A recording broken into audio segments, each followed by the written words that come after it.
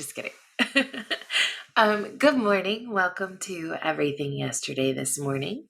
Over the weekend, right? So we're going to start with Secretary Blinken said that NATO countries have the green light to send fighter jets to Ukraine, in addition to saying that we are ready for conflict, while speaking before a NATO foreign ministers meeting in Brussels.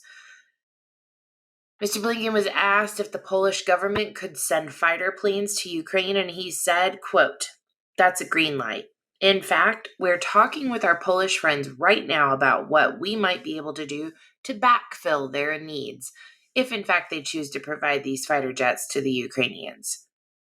What can we do? How can we help make sure they get something to backfill the planes they're handing over?" Blinken went on to say that they're working together to raise the pressure on Russia, including through additional sanctions, which will be implemented in the coming days. The impact, this is a direct quote, "The impact of the sanctions is already devastating." Yeah, every fucking person in the world except for the Russians. "The ruble is in free fall. Their stock market's been shuttered for almost a week. We're seeing a recession set in Russia. Consumers aren't able to buy basic products because companies are fleeing Russia, so it's having a big impact on the citizens of the country, not on Putin." This is wild to me. Former Baylor University basketball player Brittney Griner was arrested at the Sheremetyevo airport near Moscow after a drug-sniffing dog alerted on her bags. Russian customs officials have removed vape pens that appeared to have hashish oil in them. If convicted of these crimes, she faces 5 to 10 years in a Russian jail. Griner plays for the Phoenix Mercury and is a 2-time Olympic gold medalist, but like many players, she was playing in Russia during the off-season to make extra money. No statement has yet been released by Griner herself, but the following was released by the Phoenix Mercury. "We are aware of and closely monitoring the situation with Brittney. We remain in constant contact with her family, her representation, the WNBA, and the NBA. We love and support Brittney, and at this time our main concern is her safety, physical and mental health, and her safe return home." A Russian source stated that Customs has opened a criminal case into large-scale transportation of drugs. Griner has been in Russia for 3 weeks, but the story is just now breaking because of everything that's been going on, which I can't imagine, that this is a good situation right now. What leverage does the United States have to have Russia release her? So it's going to be interesting to see how that plays out. An out-of-control rocket just slammed into the moon. The crash was anticipated for over a month. It was discovered and projected by Bill Gray, who's an author of space object tracking software. He originally suspected that the equipment was from a 2015 SpaceX mission, but concluded it was a Chinese rocket stage. China has denied those accusations, but another team of researchers concurred with his findings after obtaining a spectrum reading of the object and comparing it to rockets of SpaceX and Chinese origin. According to the team, the difference came down to the type of paint that was used by the Chinese Space Agency.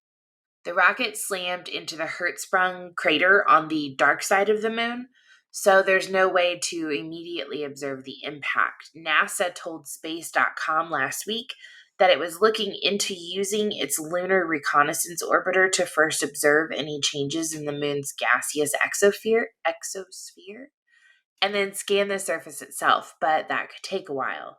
This article says there's nothing to worry about, as the moon has craters for a reason. Stuff hits its surface all the time. I was sitting thinking about this, excuse me, as we continue to shoot satellites and crap up into the atmosphere and more things start hitting things like the moon. The moon controls our tides, our magnetic shift, all of that stuff is controlled by the moon. Our tilt. If we knock the moon off course, doesn't that then impact the Earth? And what's the safety in that? I don't know. We talk about climate and all of that stuff, but we're turning fucking our atmosphere into a giant space heap of trash. Anyway, just food for thought this morning. Texas judge rules that the Biden administration cannot exempt migrant children anymore. On Friday, the judge ruled that they cannot exempt unaccompanied migrant children, which is a decision that could lead to U.S. Border Patrol turning children away. During the early part of the pandemic, Trump launched Title 42, which was a controversial public health policy that would allow the United States to immediately expel migrants who came to the border. The Biden admin has continued to operate under that order, but they carved out an exception for unaccompanied minors. Judge Mark Pittman ruled against the Title 42 exemption, saying that Biden did not thoroughly justify the CDC orders that codified the exclusion of minors, calling them arbitrary and capricious. He also argued that Texas has been financially hit as a result of the exemptions due to education and medical costs for the migrant children now living in the state. The ruling comes just hours after a D.C. court ruled against the Biden admin from using Title 42 to expel migrants back to countries where they may face persecution. What's really interesting about this, it talks about Texas being financially hit. It's not just Texas. The Border Patrol is a federal agency. And I know for a fact, based off of a friendship that I have with an agent, that they're spending ungodly amounts of money on diapers, food, formula, all this type of stuff for these children. And I mean, what's the end game? What's the end result? We just going to let them grow up in these facilities? It doesn't make any sense to me. Our border situation from a humanitarian perspective is abysmal. And I will say it now and every single time somebody asks me, the U.S. federal government, Congress, Republican, Democrat, the president, the whole shebang, they are the largest human trafficking organization in the world. They allow these types of policies to stay in effect so that other people can come into the country illegally. And I say illegally. Anyway, it's just not a good look. We need to do better. Okay. North Korea fires ballistic missiles towards the East Sea on Saturday, according to South Korea's military. The Joint Chiefs of Staff said it detected the launch from around the Sunan area in Pyongyang at 8:48 a.m., and the missile flew approximately 170 miles at a top altitude of 347 miles. Given its range and other details, Saturday's missile appears to be the one fired on, similar to the one that was fired on February 27th. If launched at a standard angle, the missile would have traveled between 621 and 745 miles. A flight distance for a medium-range ballistic missile. In a press release, the U.S. Indo-Pacific Command denounced the launch and said, the U.S. commitment to the defense of the ROK and Japan remains ironclad. We are committing our defense to a lot of different places, in case you guys haven't noticed. Russia has demanded the United States guarantees that sanctions on Moscow would not harm Russian cooperation with Iran. The announcement by Russia could actually torpedo months of indirect talks between Tehran and Washington. Russia put the demand on the table at the Vienna talks 2 days ago. There's an understanding that by changing its position in Vienna talks, Russia wants to secure its interests in other places. Sergei Lavrov said Western sanctions that have been imposed have become a stumbling block for the Iran nuclear deal, warning Russian national interests would have to be taken into account. The State Department has said the new Russian-related sanctions are unrelated to the JCPOA and should not have any impact on its potential implementation. We continue to engage with Russia on a full return to implementation of the JCPOA. Russia shares a common interest in ensuring that Iran never acquires a nuclear weapon. China has also demanded written guarantees that its companies doing business in Iran would not be affected by U.S. sanctions. Such demands may complicate efforts to seal a nuclear deal at a time when an agreement had looked likely.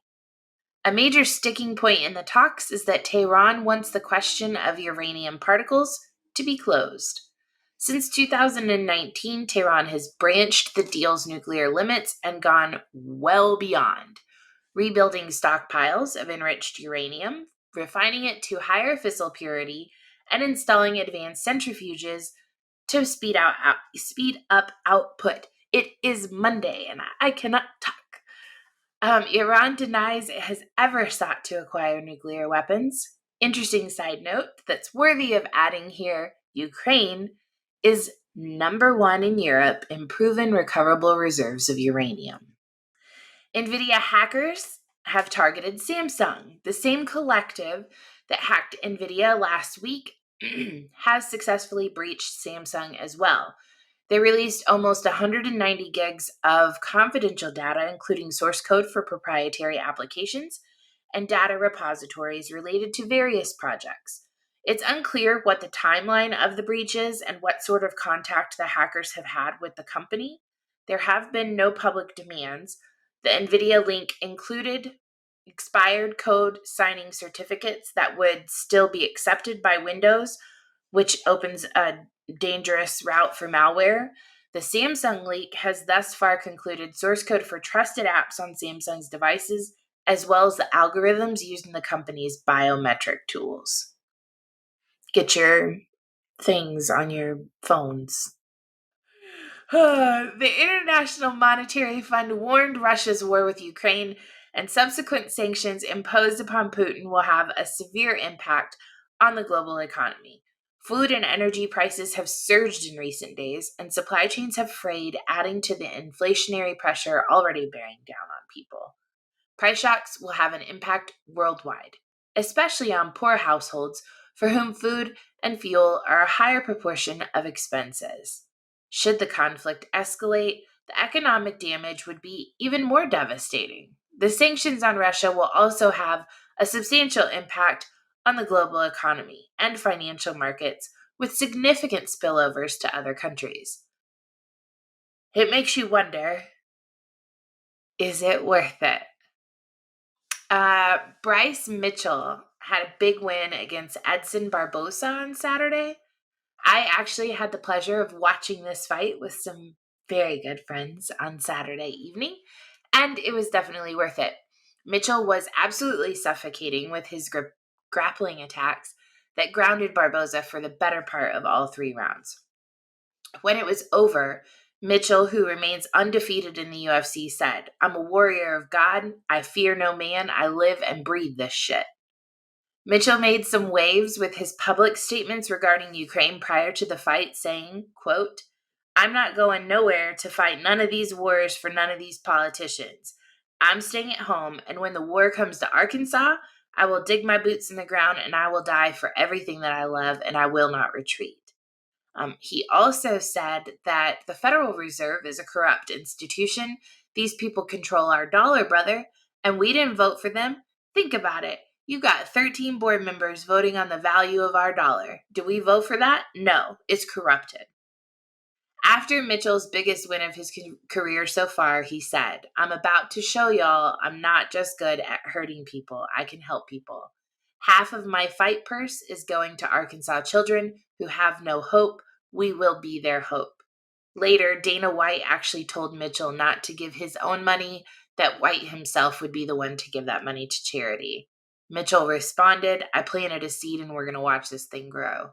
Now, you guys know how I feel about things, or at least, I mean, I would hope at this point you do, but this is officially now a stand channel for Bryce Mitchell, so I will be making sure to talk all about him as often as possible, because we need more of this in society, more cultural representation of people who are at least asking questions about what we're being told. So that is Monday's edition of Everything Yesterday This Morning. I love you guys. I hope you have an absolutely spectacular day. See you tomorrow.